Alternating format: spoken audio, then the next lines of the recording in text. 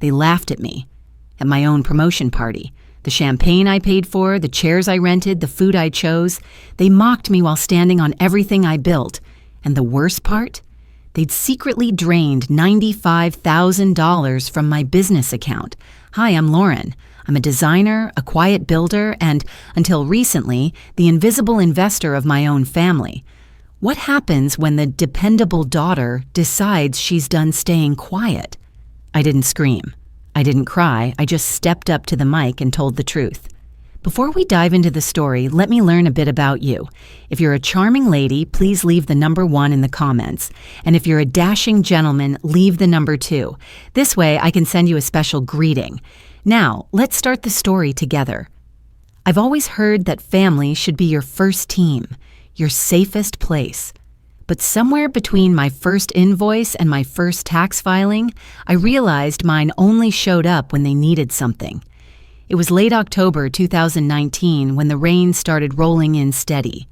I remember the sound of it tapping against the window pane as I sat cross-legged in the corner of my small studio apartment. Emily, my best friend and roommate, had just gone to bed. Her door was cracked slightly, and I could hear the low hum of her fan. My corner of the living room wasn't much, just a folding table, a mismatched office chair, and a thrift store lamp. But that space held more of my ambition than any graduation speech or framed certificate ever could. I was 26, still renting, still struggling, but finally building something of my own. That Friday, my parents called, asking if I wanted to join them for a weekend trip up to Seattle. "It'll be good for you," my dad said. "You need a break from your little design thing." I thanked them politely and declined. I had a freelance deadline coming up, a logo for a flower shop that was paying me $90, my biggest project so far. To them, it was cute. To me, it was progress. Later that evening, I told Mom I'd just filed paperwork to register my business. She paused before responding. "Design is cute," she said with that clipped tone she reserved for things she didn't approve of, "but it's not a real job. This phase will pass." Her words didn't sting like they used to, but they didn't roll off me either. Emily, as always, saw the storm coming before it landed. The next morning, she dragged me to a dusty furniture warehouse down by Burnside Street and pointed at a beat-up desk in the clearance section. "This one has character," she said, eyes twinkling. It was $30. The top drawer stuck, and one leg had been glued back together with what looked like chewing gum, but it was mine.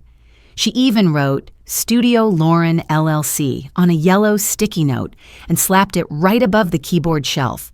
That night, I stayed up until nearly 3 a.m., adjusting kerning, tweaking color palettes, and watching YouTube tutorials with closed captions because I didn't want to wake her. When I finally sent the finished logo to the florist and got that confirmation email, along with the PayPal notification, I nearly cried. $90. 90. For something I created from scratch. I called my mom the next morning, eager, maybe even a little desperate to share the win. "That's sweet," she said after a pause. "You're starting a hobby." There was no sarcasm in her voice, no meanness, really, just dismissal, casual, familiar. Like I had told her I'd taken up knitting. After we hung up, I stared at the ceiling for a while, then opened my budgeting spreadsheet. Each row represented a choice: rent instead of restaurants, software over shoes, a desk instead of a weekend off. I scrolled down to the savings total, $1,021. It wasn't much, certainly not enough to move out or quit ramen dinners, but it was more than I'd ever had at once. Every dollar earned without begging, every cent saved without asking for help. It felt like mine in a way nothing else did.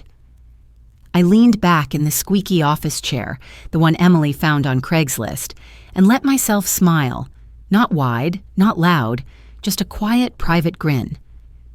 That night, I lay in bed, curled under 2 mismatched blankets, my laptop still warm beside me. I stared at the water stain on the ceiling and whispered into the dark, "I'll show them." Not out of spite, but because I had to, because I wanted my work, my life, to mean something, even if no one else saw it yet.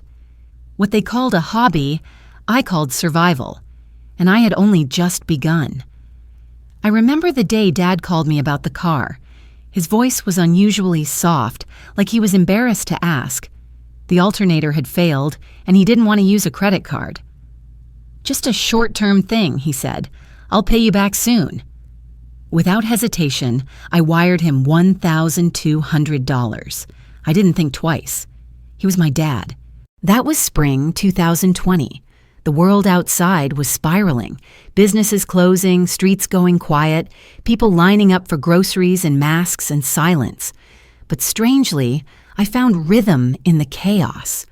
With so many companies moving online, demand for design exploded. By midsummer, I was working 12-hour days, balancing client calls between bursts of Illustrator and Canva and pulling all-nighters to finish pitch decks. My apartment changed too. I'd moved into a studio of my own. It was small but sunny with hardwood floors and a stove that ticked before it lit. I painted one wall mint green and called it my productivity corner.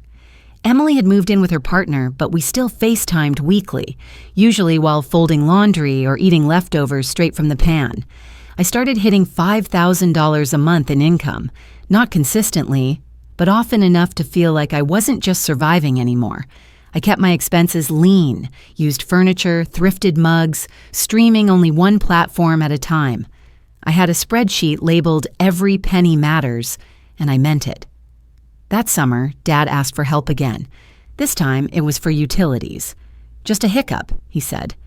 Then a few weeks later, Mom needed help covering a dental copay. "You're the dependable one," she told me, placing her hand gently over mine the way she always had when I was little. Back then, it felt like affection. Now, it felt like a lever. I never said no. Not once. Every request felt small on its own. But after a while, I stopped counting. One Tuesday morning in late 2021, while sorting through my inbox, I noticed a notification from a shared bank account I hadn't thought about in years.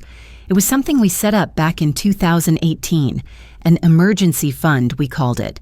A backup plan that had quietly slipped out of sight as life moved on. Curious, I logged in. My stomach tightened. Over the past 2 years, the account had been anything but dormant. Gas purchases in Salem, grocery runs, home goods, even a subscription to a wine club, definitely not mine. I opened the statements one by one, month after month of charges, some small, others not. My name was still on the account, and the money was clearly mine. Slowly, methodically, I traced the spending.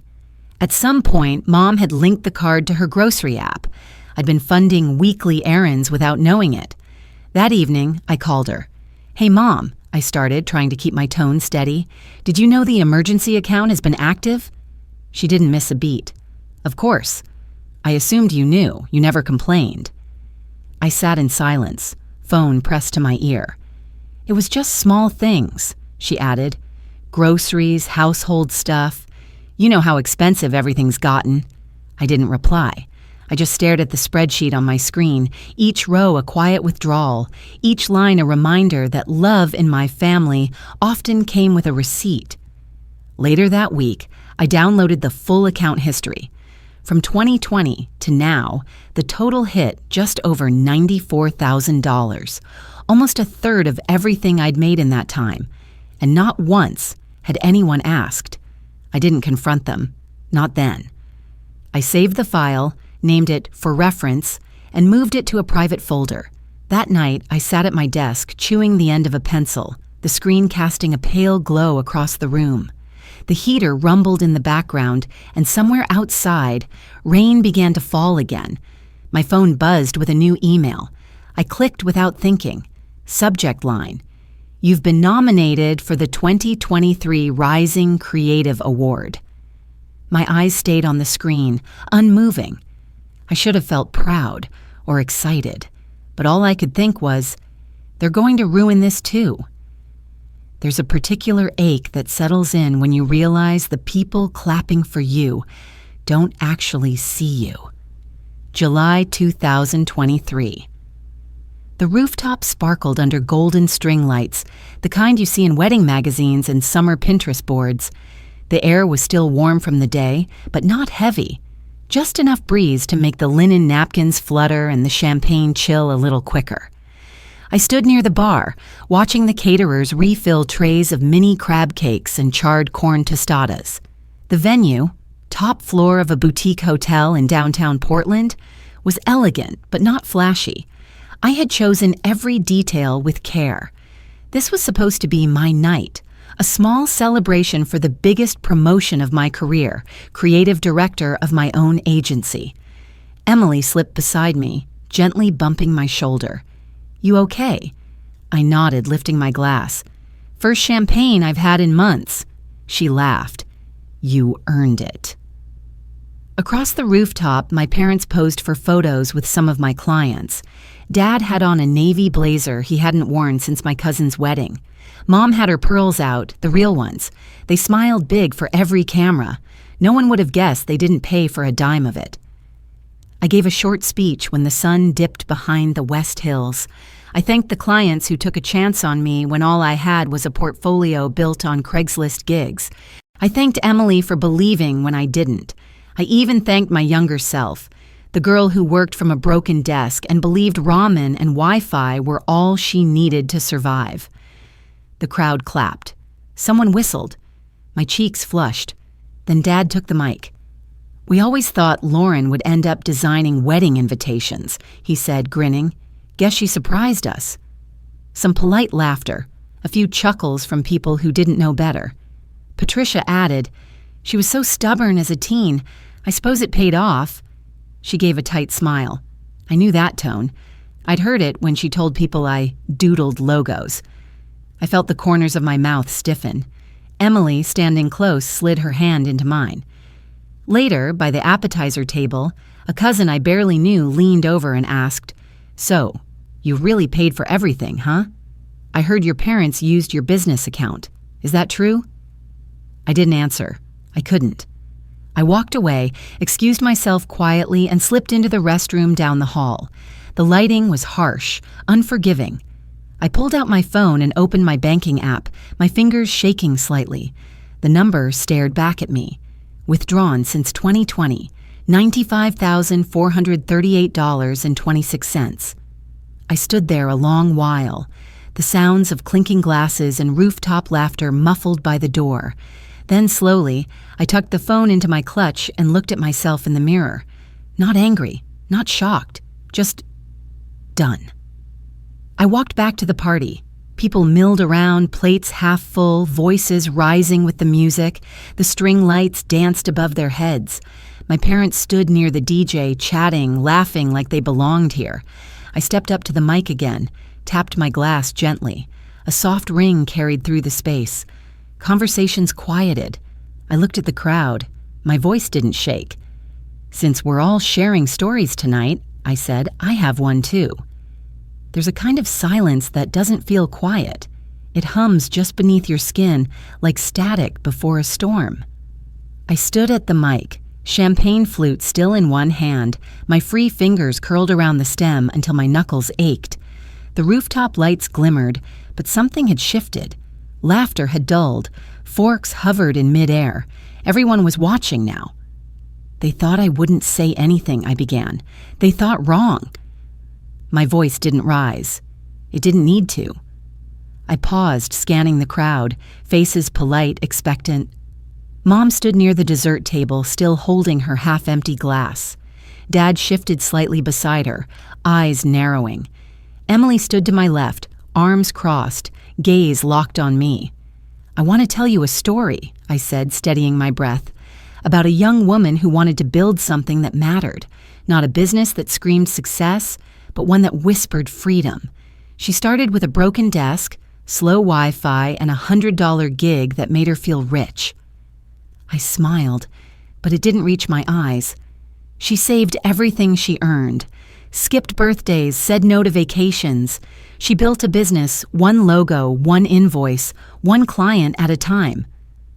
I reached into my clutch and pulled out my phone. The screen lit up. My thumb moved with practiced calm, opening the banking app I knew too well. Between 2020 and now, this woman's business account was accessed dozens of times. Small transfers at first, groceries, a car repair, a medical bill, none of them authorized. Over time, the amounts grew. I looked up again. $95,438.26. A gasp somewhere near the bar. Someone coughed. Emily didn't move. "These weren't loans," I said. "They were never discussed, and they came from the account tied to the business that pays for my life." I didn't name names. I didn't point fingers. But I didn't have to. The quiet tightened like a knot.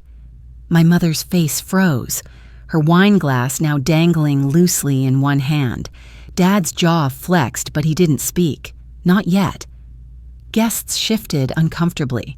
Some looked at their drinks, others at my parents. I caught a whisper.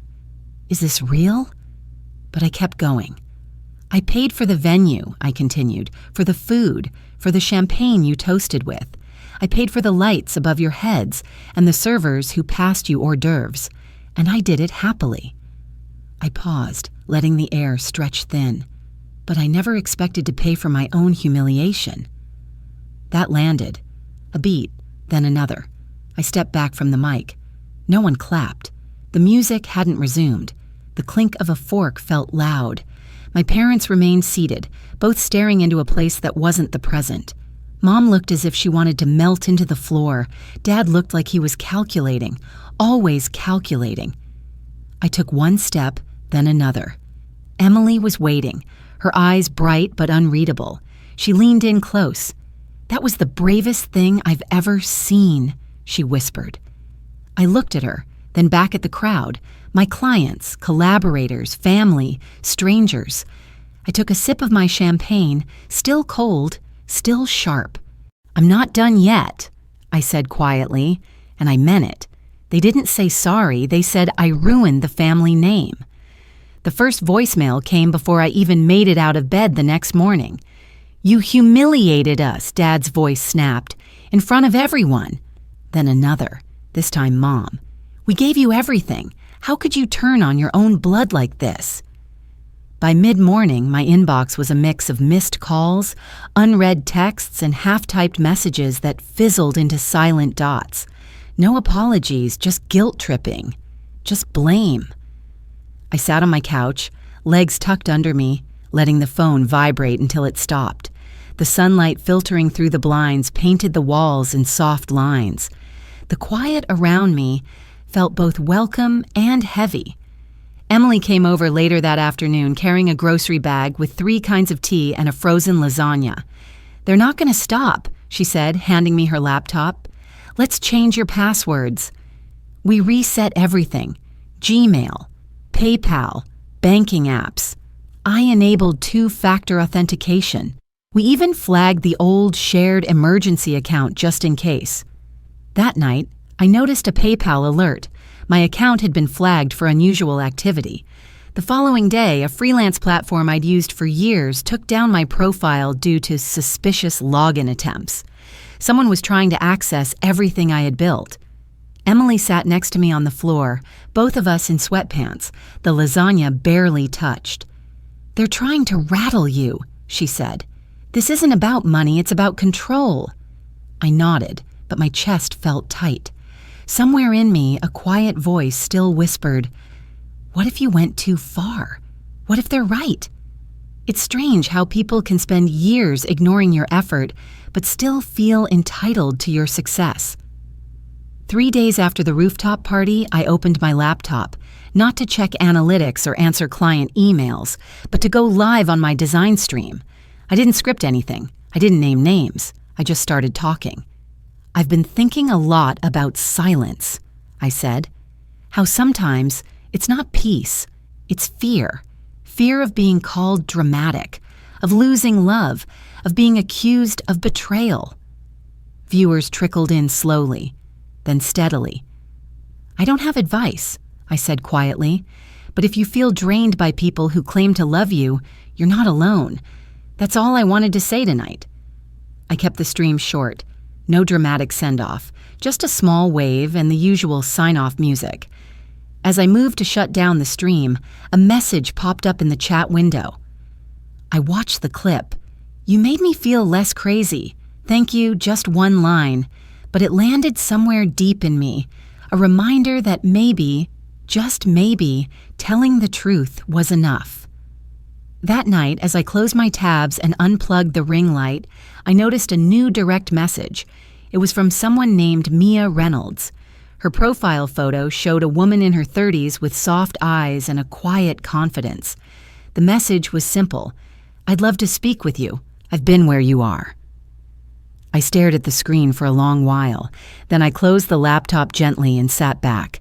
For the first time in days, I let myself breathe all the way in. I used to think home meant unconditional acceptance. Now, I think it just means peace. It was late November, the kind of Portland afternoon that wore a gray sky like a well-worn coat. I stood near the back of a cozy cafe-turned-workshop space, sipping coffee from a handmade ceramic mug. Outside, rain traced lazy lines down the window. Inside, voices hummed with quiet energy, soft chatter, rustling notebooks, the occasional burst of laughter. I just finished speaking on a panel called Creative Voices Building from the Ground Up. Mia had introduced me. She stood calm and composed beside me, the kind of presence that filled a room without ever raising her voice. "Our next guest," she'd said, "didn't wait for permission to build. She just started. She reminds us that silence isn't always grace. Sometimes it's survival." I took the mic with both hands. "I wasn't brave," I told the room. "I was just done being quiet." Dozens of young women sat in folding chairs, some leaning forward, others nodding slowly. I didn't share everything, just enough.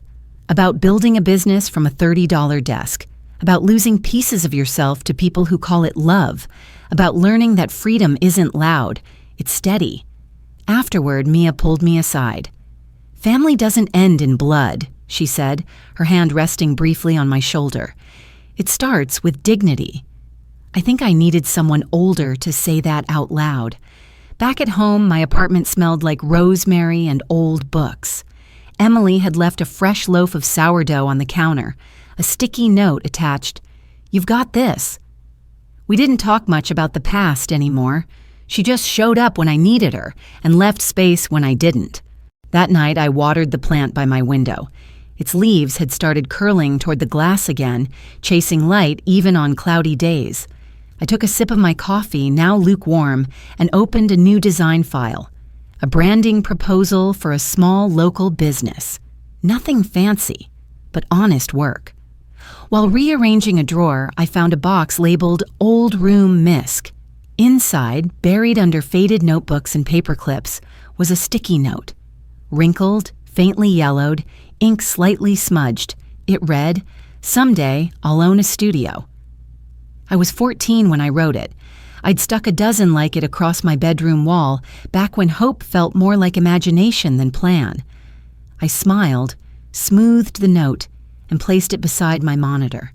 Then I leaned back, closed my inbox, and let the quiet settle around me. Not because everything was okay, but because I was. There are still days I wonder what might have been if my parents had supported me, if Lauren hadn't been made a pedestal I was told to kneel beside. But those thoughts come softer now, like echoes, not anchors. Home, I've learned, is not a person or a house. It's a place inside you that no longer flinches. It's your own voice, steady enough. Maybe I wasn't too much. Maybe they were just too small. I used to believe that home was a place you were given. Now I understand. It's something you choose, and sometimes something you build from scratch. What I went through wasn't about money. It was about dignity. In life, silence can feel like peace, but too often it's mistaken as permission to be hurt. Choosing to speak up isn't always brave. It's simply choosing to stop shrinking for others' comfort. If this story reminded you of your own quiet battles, I hope you'll share what you've learned too. Sometimes, the moment we speak is the moment someone else begins to heal.